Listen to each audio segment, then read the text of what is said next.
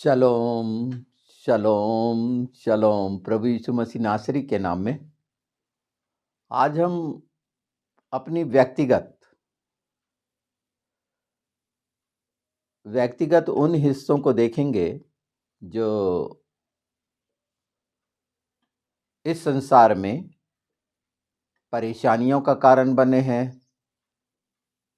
अपने दुश्मनों के द्वारा अर्थात मसीह विरोधियों के द्वारा। पर इसके पीछे अगर हम ध्यान से देखें तो शैतान है। प्रभु यीशु ने मत्ती 5 में अपने शत्रुओं से प्रेम करने के विषय कहा और रोमियो 12 में भी हम देखते हैं कि अगर हमारा शत्रु का किसी परेशानी में है अर्थात हमारा शत्रु शैतान या जो उसका इस्तेमाल हो रहा व्यक्ति है तो उसको भूखा प्यासा है तो खिला पिला, ये सब तो उसके सिर पर अंगारे रखेगा। दुश्मन ने हमारे पीछे जो रुकावटें परेशानियां संसार की डाली हैं, पवित्र शास्त्र में इनके लिए प्रार्थना करना निश्चित किया गया है कि इनके लिए प्रार्थना करो। तो एक व्यक्ति के लिए हृदय से अच्छी कामना करना और जो परमेश्वर का बैरी है शैतान, उसके लिए क्या कहना, कैसा कहना चाहिए। दाऊद ने अपने भजन में कुछ चीजें कही हैं जब वो परेशानी, ये बातें इसीलिए आई कि हम ये बात जानें और पूरी सच्चाई परमेश्वर के सामने रखें। हमारी गलतियां हो सकती हैं, अपनी गलतियों का अंगीकार करना बहुत खूबसूरत बात है, परमेश्वर पसंद करता है।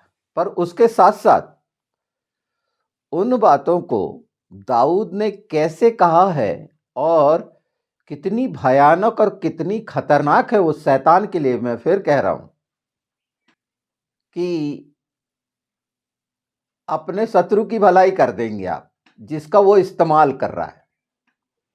तो हम 2-3 अध्यायों को देखेंगे, उनके खास पदों को, पर आप पूरा पढ़िएगा इसे, भजन संहिता के ये हिस्से, क्योंकि आज हम में से प्रत्येक किसी न किसी कारणवश कहीं ना कहीं परेशानी चली आ रही है। इस पे आज ध्यान दीजिए, है ना। मैं पढ़ के सुनाऊंगा और बहुत मजा आएगा। एक बहुत अच्छा हथियार है ये।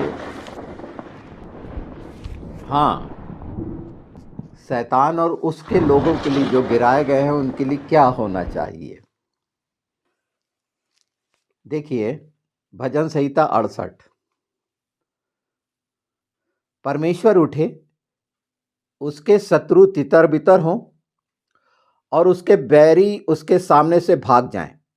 जैसे धुआं उड़ जाता है वैसे ही तू उनको उड़ा दे।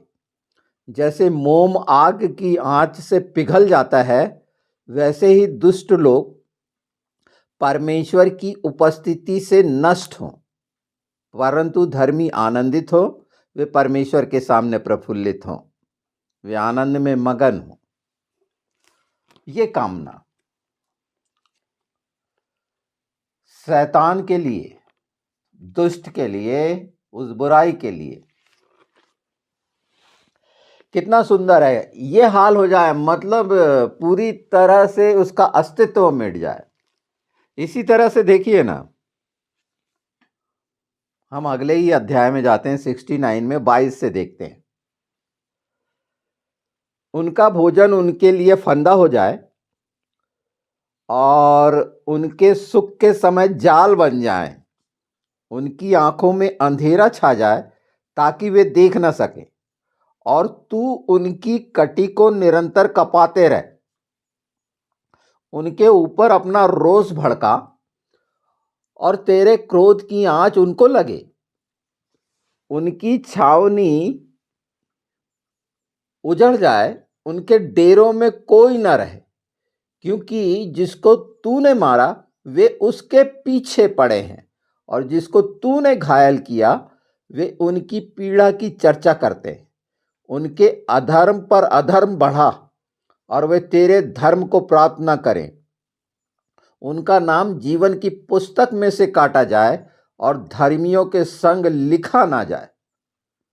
परंतु मैं तो दुखी और पीड़ित हूं, इसलिए हे परमेश्वर तू मेरा उद्धार करके मुझे ऊंचे स्थान पर बैठा।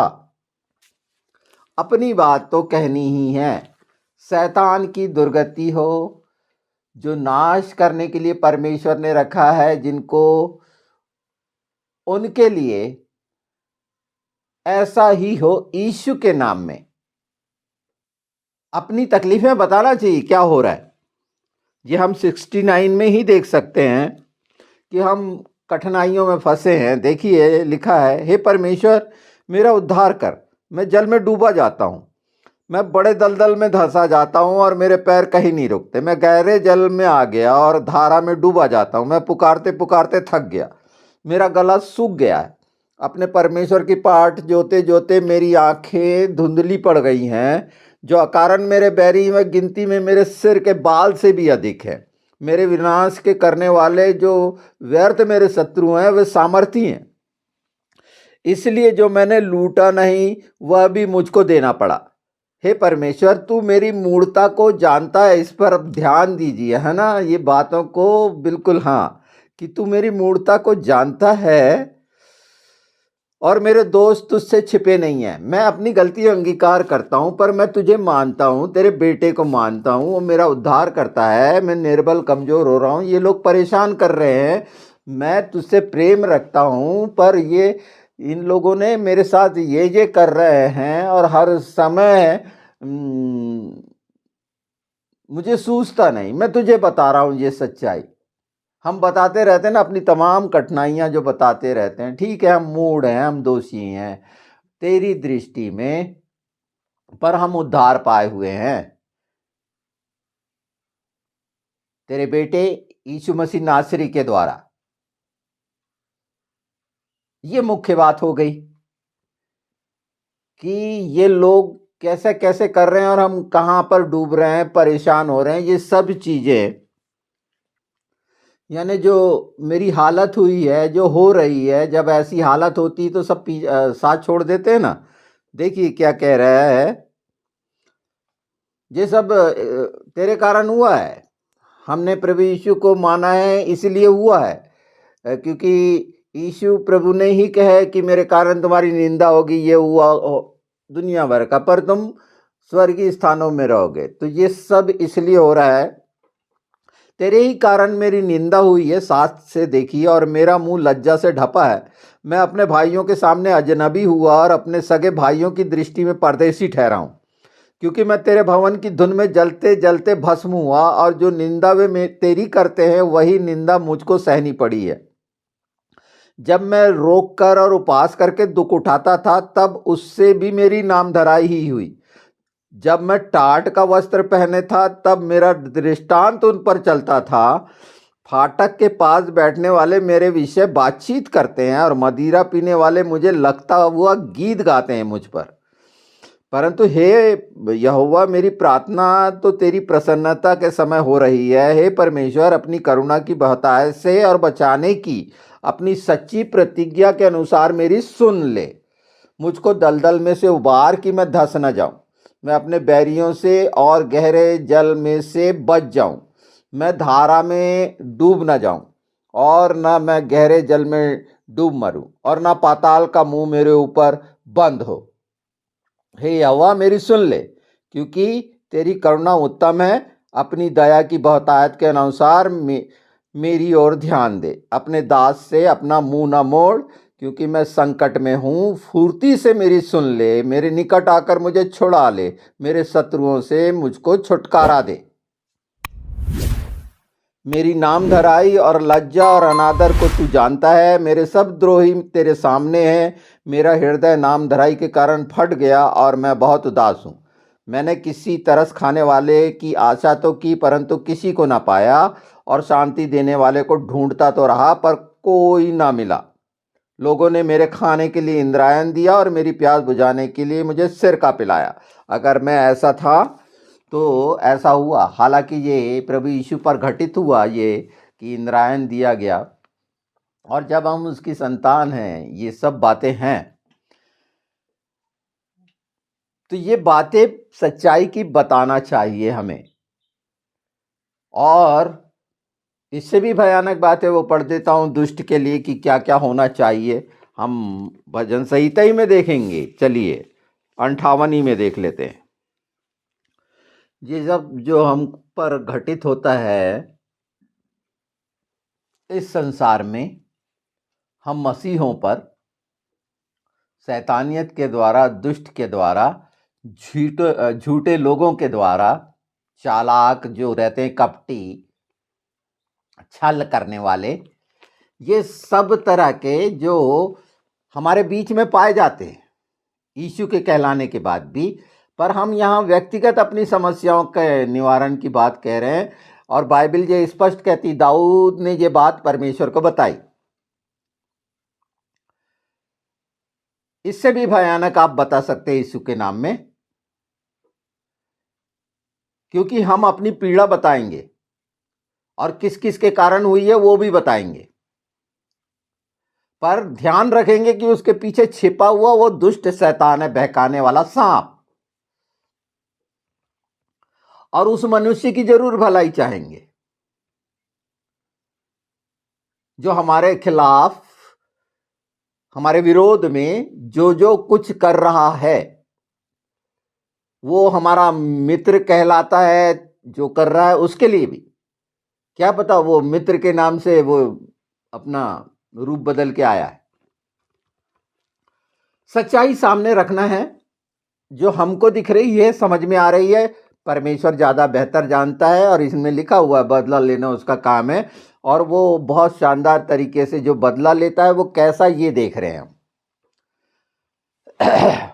कि मोम की तरह वो पिघला देगा, पूरा धुएं की तरह उड़ा देगा।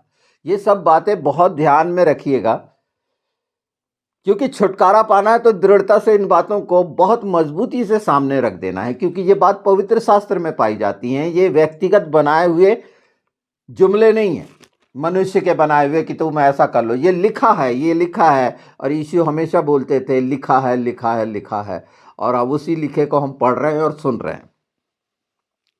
तो सुनिए, हे मनुष्यों, भजन संहिता 58, क्या तुम मनुष्य धर्म की बात बोलते हो? हे मनुष्य वंशियों, क्या तुम सिधाई से न्याय करते हो? नहीं, तुम मन ही मन में कुटिल काम करते हो। तुम देश भर में उपद्रव करते जाते हो। दुष्ट लोग जन्मते ही पराये हो जाते हैं। वे पेट से ही निकलते झूठ बोलते हुए भटक जाते हैं। उनमें सर्प का सा विष है। वे उस नाग के समान है जो सुनना नहीं चाहता, और सपेरा कितनी भी निपुणता से क्यों ना मंत्र पढ़े तो भी उसकी नहीं सुनता। हे परमेश्वर, उनके मुंह में से दांत को तोड़ दे। सांप के दांत तोड़ देने चाहिए ना, जहर उसी में रहता है, तोड़ दे। हे यहोवा, उन जवान सिंहों की दहाड़ों को उखाड़ डाल। वे घुलकर बहते हुए पानी के समान हो जाएं, बिल्कुल, है ना। जब वे अपने तीर चढ़ाएं तब तीर मानो दो टुकड़े हो जाएं, कमजोर सड़े गले दीमक खाए हुए। वे घोंगे के समान हो जाएं जो घुलकर नष्ट हो जाता। घोंगा देखें, वो एक पाया जाता बरसात में, बिल्कुल खाली हो जाता है वो, उसके सब मतलब घुल जाएं, कुछ भी ना हो। और स्त्री के गिरे हुए गर्भ के समान हो जिसने सूर्य को देखा ही नहीं, इससे पहले कि तुम्हारी हांडियों में कांटों की आंच लगे। हरे व जलें, दोनों को वो बवंडर से उड़ा दे जाएगा। हरे व जले, दोनों को वह बवंडर से उड़ा ले जाएगा। धर्मी ऐसा पलटा देखकर आनंदित होगा, वह अपने पांव दुष्ट के लहू से धोएगा। लहू बहाया था ना, लहू बहाता है ना, जिसका लहू बहता है वो जानता है। लहू बहने वाले रोगी, जितने इस तरह के लहू बहने के बहुत सारे उदाहरण हैं। मेरा भी बहुत सालों तक बहुत लहू बहा। मैंने बताया था ना, सारी चीजें खाने के कारण सब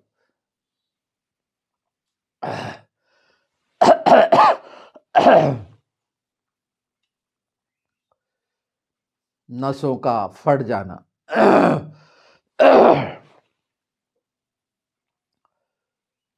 परमेश्वर भला है, दिखाता है, समझाता है।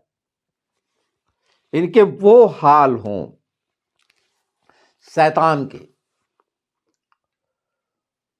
और वो इच्छा रखने वाले जो परमेश्वर के बैरी हैं, जितने पाए जाते हैं संसार में। सच्चाई को बताना है बड़ी स्पष्टता से, क्योंकि ये तकलीफें हर दिन शैतान के द्वारा इस पृथ्वी पर मसीहों पर आती है। ये बिल्कुल बोलें यीशु के नाम में और प्रार्थनाओं के अंगारे रखें, भलाई भी चाहें उस मनुष्य की जो इस्तेमाल हो रहा है, जिसे सामने इस्तेमाल कर रहा है शैतान। ये सच्चाई को बताना आना चाहिए, ये चुगली करना नहीं। और अगर इसको चुगली करना भी मानते हैं तो ये ईमानदारी से सच्चाई की चुगली करना, क्योंकि हम जिसको अपना मानते हैं उसी को जाके बताते हैं। चुगली जो बताते हैं, किसी को विशेष मानते हैं तो, पर यहां पर झूठ नहीं है। परमेश्वर के वचन के अनुसार हो यीशु के नाम में छुटकारे के लिए वो सच्चाइयों को बोलना बिल्कुल आना चाहिए और दृढ़ता से इन बातों को बोलना आना चाहिए कि शैतान जाने कि पवित्र शास्त्र में ये पाया जाता है, वो जानता है और इसका इस्तेमाल करना हमको आना चाहिए कि उसके मानने धरने करने वालों के लिए क्या क्या हो। जहां पर पूरे क्रिश्चियन लोग हैं, पूरा गांव या शहर यूरोपियन कंट्री, वहां इस बात की वो आवश्यकता महसूस नहीं करते, क्योंकि वहां तो सब मसीह भाई बहन हो गए। हम जो शैतानों की नगरी में रहते हैं, हमारे पीछे तो चारों तरफ इसी तरह का है शैतानियत का घेरा।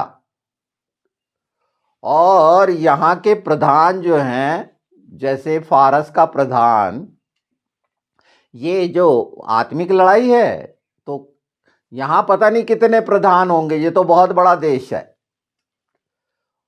और पूरी तरह भरे हुए यहाँ तो। अब उनकी गिनती भी कितनी है ये आप सब जानते हैं। और ये मसीह के विरोधी हैं जितने। पर ये खुशी की बात है कि जैसे हम इंडिया में हैं तो यहाँ कैसे छुटकारा मिल रहा है शैतान से। हाँ, जो बहुत बुरी तरह जकड़े हुए हैं उनके हालात बहुत जर्जर होते जा रहे हैं। हर जगह दिख रहे जरूर हैं पर अंदर पूरे खाली हो चुके हैं, घोंगे की तरह, मोम की तरह पिघल चुके हैं सच्चाई को सुनते सुनते देखते। जहां जितनी कट्टरता संसार में फैली है उसका हाल इसी तरह है। वो दिखने के लिए तादाद में ज्यादा है, इस कारण ये पाखंड करते हैं, दिखावा करते हैं, पर हकीकत ये सच्चाइयों के साथ है। और कमर कर कस के इन सच्चाइयों का को बताएं, हाँ ठीक है हमने मान लिया हम दोषी हैं, मूढ़ हैं, पर हम प्रभु यीशु को मानते हैं और इसका मतलब यीशु के नाम से, क्योंकि शैतान निश्चित और उसको मानने वाले हमारे विरोधी हैं, वो हमारा कभी भी भला नहीं चाहेंगे। साथ छोड़ देंगे, अलग हो जाएंगे। यहाँ रिश्तेदारी भी काम नहीं करती, मैं ये बता दूं। क्योंकि जब न्याय होगा तो इस बात को देखा जाएगा और भ्रम से निकलना आवश्यक है। वक्ती तौर पर प्रभु यीशु को स्वीकार करने वाले जो हैं, निश्चित उस आग की झील उनका भाग होगा। ये सच्चाइयों को जान लेना, समझ लेना आवश्यक है कि जैसे वक्ती तौर पर लोग अपनी आवश्यकताओं के अनुसार ग्रहण करना और छोड़ना करते हैं, वास्तविक स्थिति क्या है। पर वो जो सचमुच में प्रभु यीशु से प्रेम रखते हैं और हालात उनके जैसे निश्चित होने चाहिए इस संसार में, दुख और पीड़ा के, क्योंकि इस संसार का हर दिन बड़ा दुख भरा है। यीशु प्रभु जानते हैं इस बात को, और वो शैतानियत और आसपास के, तो इससे हमको खुश नहीं होना है कि आसपास के वो जो लोग हैं, गैर मसीह हैं, उनसे कोई भी आशा रखना कहीं से भी अक्लमंदी नहीं होगी। और यही मूढ़ता हम कर जाते हैं और उसके बाद पछतावा होता है कि उनके द्वारा किस तरह से मीठा जहर दिया जाता है, किस तरह से वो लोग हमारा आदर करते हैं, बहुत सारी बातें करते हैं, प्रेम करते हैं, पर पीठ पीछे उनका छुरा तैयार रहता है जो शैतान के द्वारा निर्मित है।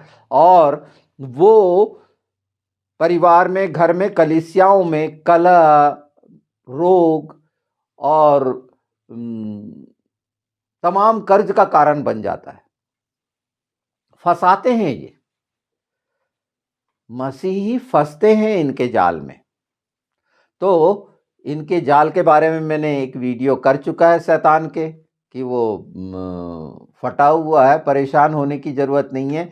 ये सच्चाइयाँ हमारे साथ पवित्र शास्त्र की जो मैं आपके सामने रखना चाहता था। ये बहुत से वो लोग जो इससे पीड़ित हैं, परेशान हैं, उनके लिए सहारा है, साहस का कारण बनेगा। और यीशु के नाम में जब ये घोषणाएं इन बातों को ध्यान में रखते हुए आप करेंगे, क्योंकि ये वचन की वो सच्चाइयाँ जो मैंने आपके सामने पढ़ दी हैं, अगर इन्हें बोल बोल कर बताएंगे आप, निश्चित तो अपने आसपास की बहुत सारी सफाइयाँ करेंगे। और उसके द्वारा जो इस्तेमाल होकर मसीही जगत में नुकसान करते हैं, ऐसे लोगों के सिर पर अंगारा रखेंगे और उनकी भलाई के लिए होगा।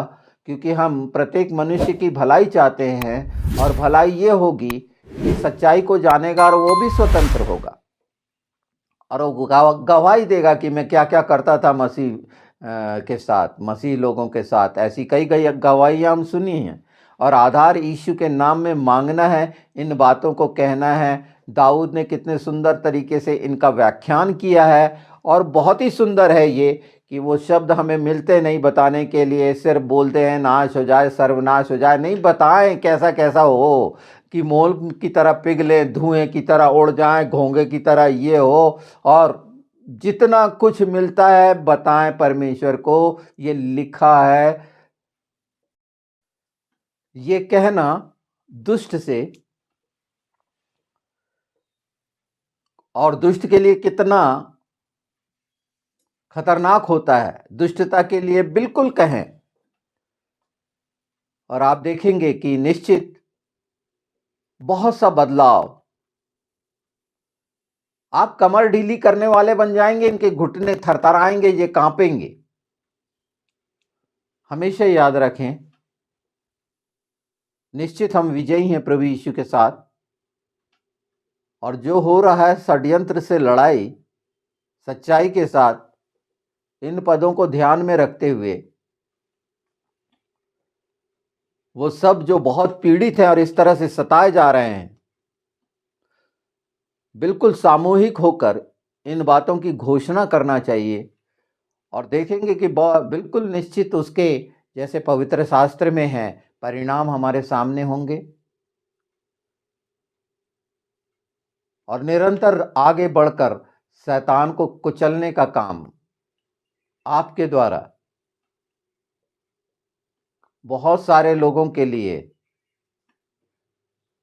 जो मसीह हैं लाभ का कारण बनेगा। मैं निश्चित मानता हूं परमेश्वर ने पवित्र आत्मा के द्वारा जो ठहराया है, जो वो कान सुनेंगे, इन तकलीफों से युद्ध लड़के वचन के साथ, वचन की तलवार के साथ आप जय पाएंगे।